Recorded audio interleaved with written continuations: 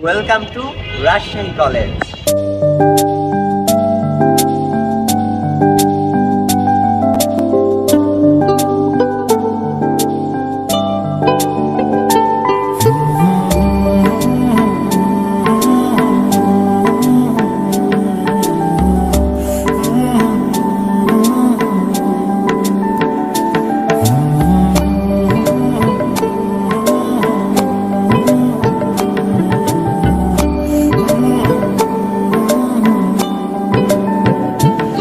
আসসালামু আলাইকুম সবাইকে। এই মুহূর্তে আমি আছি রাজশাহী কলেজ ক্যাম্পাসে।